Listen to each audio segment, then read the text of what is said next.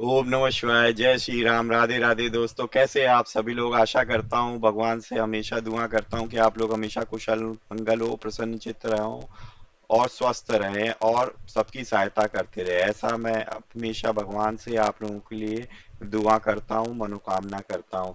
तो मैं अंकित आप सभी लोगों का आपके अपने चैनल में हार्दिक स्वागत करता हूँ, अभिनंदन करता हूँ। तो आज मैं आपके सामने फिर से प्रस्तुत हूँ श्री दुर्गा सप्तशती सती के अध्याय 8 को लेकर। तो आज जो है नवरात्र का 8वां दिन है, जो देवी माँ के जो है गौरी स्वरूप को समर्पित है। तो हम लोग जो है 8वां अध्याय शुरू करते हैं।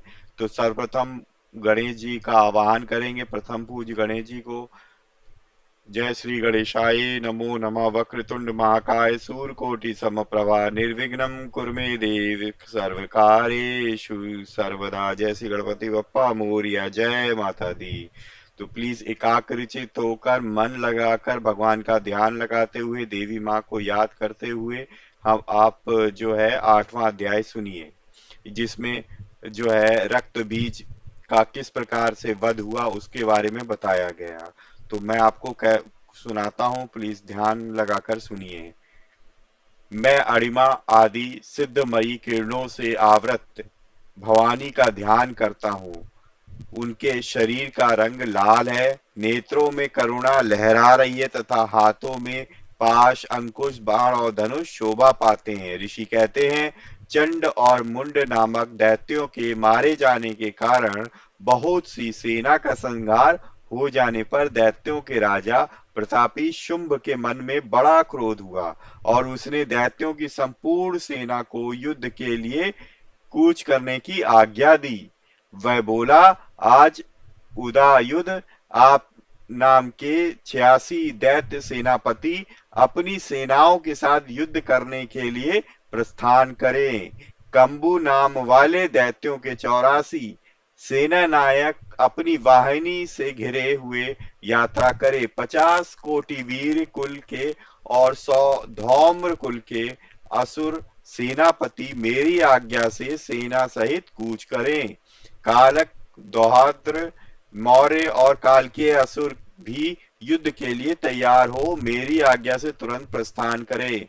भयानक शासन करने वाला असुराज शुंभ इस प्रकार आज्ञा दे, सहस्त्रों बड़ी बड़ी सेनाओं के साथ युद्ध के लिए प्रस्थित हुआ।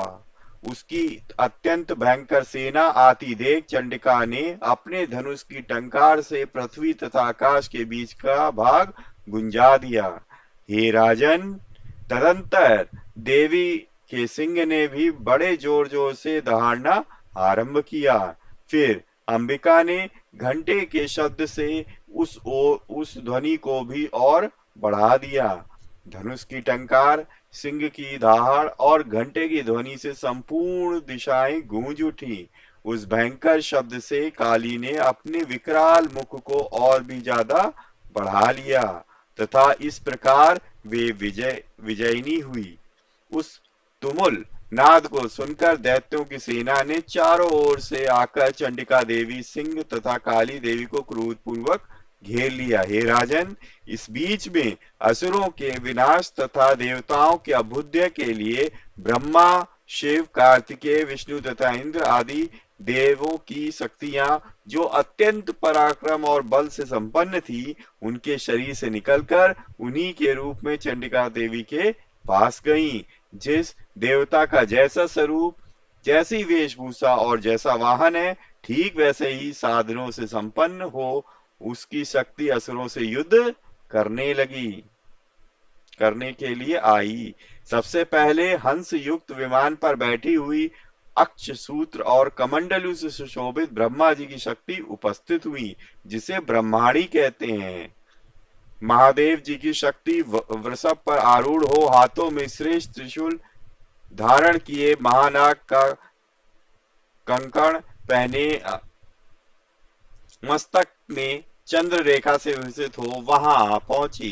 कार्तिकेय जी की शक्ति रूपा जगदम्बिका का उन्हीं रूप धारण किए हुए श्रेष्ठ मयूर पर आरूढ़ हो हाथ में शक्ति लिए दैत्यों से युद्ध करने के लिए आईं। इस प्रकार भगवान विष्णु की शक्ति गरुड़ पर विराजमान हो शंख चक्र गदा शांग धनुष तथा खड़ग हाथ में लिए वहां आई। अनुपम यज्ञ वाराह का रूप धारण करने वाली श्री हरि की जो शक्ति है वह भी वाराह शरीर धारण करके वहां उपस्थित हुई। नारसिंगी शक्ति भी नरसिंह के समान शरीर धारण करके वहां आई। उसकी गर्दन के बालों के खटके झटके के से आकाश के तारे बिखर पड़े थे। इसी प्रकार इंद्र की शक्ति वज्र के हाथ में लिए गजराज एरावत पर बैठकर आई। उसके भी सहस्त्र नेत्र थे। इंद्र जैसा रूप है वैसा ही उसका भी था। तदंतर उन देव शक्तियों से घिरे हुए महादेव जी ने चंडिका से कहा, मेरी प्रसन्नता के लिए तुम शीघ्र ही इन असुरों का संहार करो। तब देवी के शरीर से उत्पन्न भयानक और परम उग्र चंडिका शक्ति उत्पन्न हुई, जो सैकड़ों गीदड़ियों की भांति आवाज करने वाली थी। उस अपराजिता देवी ने धूमिल जटा वाले महादेव जी से कहा, हे भगवान, आप शुंभ निशुंभ के पास दूध बनकर जाइए और उन अत्यंत गर्वीले दानव शुंभ शुभ शुंभ एवं निशुंभ दोनों से कहिए, साथ ही उनके अतिरिक्त भी जो दानव युद्ध के लिए वहां उपस्थित हो उनको भी यह संदेश दीजिए। दैत्यों, यदि तुम जीवित रहना चाहते हो तो पाताल को लौट जाओ। इंद्र को त्रिलोकी का राज्य मिल जाए और देवता यज्ञ भाग का उपभोग करें। यदि बल के घमंड में आकर तुम युद्ध की अभिलाषा रखते हो तो आओ, मेरी शिवाएं योगिनियां तुम्हारे कच्चे माल से तृप्त हों। चूंकि इस देवी ने भगवान शिव को दूत के कार्य में नियुक्त किया था, इसलिए वह शिव दूती के नाम से संसार में व्याख्यात हुई। वे महादैत्य भी भगवान शिव के मुंह से देवी के इस प्रकार वचन सुनकर क्रोध में भर गए और जहां कात्यायनी विराजमान थी उस ओर बढ़े। तदंतर वे दैत्य अमरस में भरकर पहले ही देवी के ऊपर बाण शक्ति और रिष्टि आदि अस्त्रों की वृष्टि करने लगे। तब देवी ने भी खेल खेल में ही धनुष की टंकार और उससे छोड़े हुए बड़े बड़े बाणों द्वारा दैत्यों के चलाए हुए बाण शूल शक्ति और फरसों को काट डाला। फिर काली उनके आगे होकर शत्रुओं को शूल के प्रहार से विदीर्ण करने लगी और खट्वांग से उनका कचूमर निकालती हुई रणभूमि में विचरने लगी। ब्रह्माणी भी जिस जिस ओर दौड़ती उसी उसी ओर अपने कमंडलू का जल छिड़ककर अंग्रेजों के ओज और पराक्रम को नष्ट कर देती थी। माहेश्वरी ने त्रिशूल से तथा वैष्णवी ने चक्र से और अत्यंत क्रोध में भरी हुई कुमार कार्तिकेय की शक्ति से दैत्यों का संहार आरंभ किया। इंद्र शक्ति के वज्र प्रहार से विदीर्ण हो सैकड़ों दैत्य दानव रक्त की धारा बहाते हुए पृथ्वी पर सो गए। वाराही शक्ति ने कितनों को अपनी तुतुन की मार से नष्ट कर दिया। दाढ़ों के अग्रभाग से कितनों की छाती छेद डाली तथा कितने ही दैत्य उसके चक्र की चोट से विदीर्ण होकर गिर पड़े। नारसिंगी भी दूसरे दूसरे महादैत्यों को अपने नखों से विदीर्ण करके खाती और सिंहनाद से दिशाओं एवं आकाश को गुंजाती हुई युद्ध क्षेत्र में विचरने लगी। कितने ही असुर शिवदूती के प्रचंड अट्टहास से अत्यंत भयभीत हो पृथ्वी पर गिर पड़े। गिरने पर उन्हें शिवदूती ने इस प्रकार उस समय अपना ग्रास बना लिया। इस प्रकार क्रोध में भरे हुए मात्र गणों को नाना प्रकार के उपायों से बड़े बड़े असुरों का मर्दन करते देख दैत्य सैनिक भाग खड़े हुए। मात्र गणों से पीड़ित दैत्यों को युद्ध से भागते देख रक्तबीज नामक महादैत्य क्रोध में भरकर युद्ध करने के लिए आया। उसके शरीर से जब रक्त की बूंद पृथ्वी पर गिरती तब उसी के समान शक्तिशाली एक दूसरा महादैत्य पृथ्वी पर पैदा हो जाता। महासुर रक्त बीज हाथ में गदा लेकर इंद्र शक्ति के साथ युद्ध करने लगा। तब इंद्री ने अपने वज्र से रक्त बीज को मारा। वज्र से घायल होने पर उसके शरीर से बहुत सा रक्त चूने लगा। उससे उसी के समान रूप तथा पराक्रम वाले योद्धा उत्पन्न होने लगे। उसके शरीर से रक्त की जितनी बूंद गिरी उतने ही पुरुष उत्पन्न हो गए। वे सब रक्त बीज के समान ही वीर्यवान, बलवान तथा पराक्रमी थे। वे रक्त से उत्पन्न होने वाले पुरुष भी अत्यंत भयंकर अस्त्र शस्त्रों का प्रहार करते हुए वहां मात्र गणों के साथ घोर युद्ध करने लगे।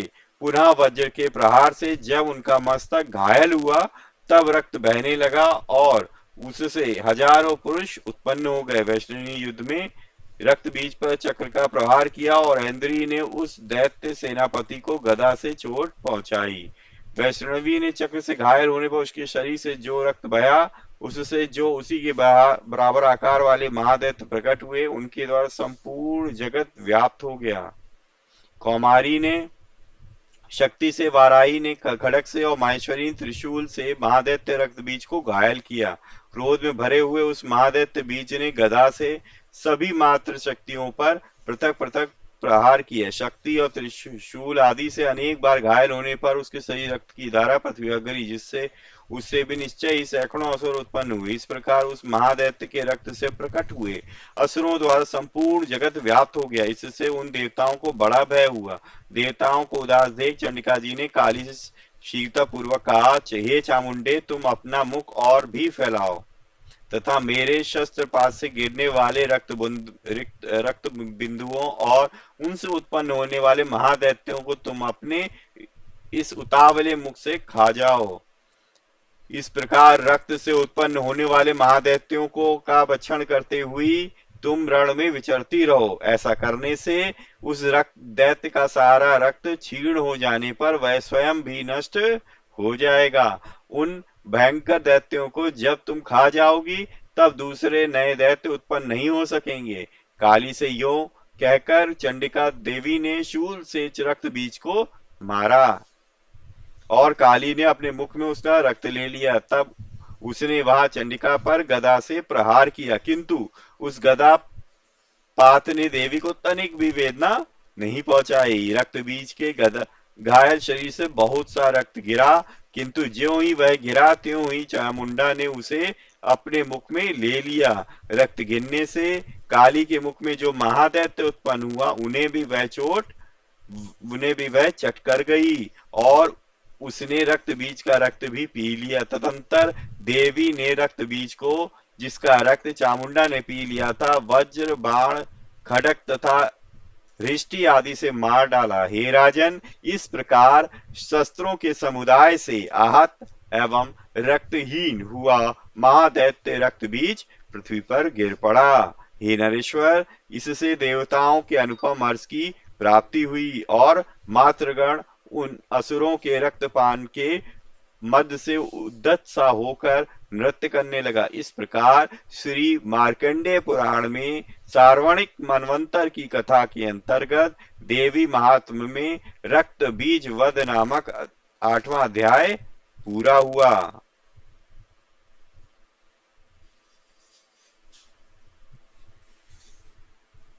तो ये था दोस्तों हमारे पास 8वां अध्याय जो मैंने आपको कह सुनाया। आशा करता हूँ आप लोगों को अच्छा लगा होगा। तो मिलेंगे नेक्स्ट वीडियो में, तब तक के लिए जय श्री राम, राधे राधे।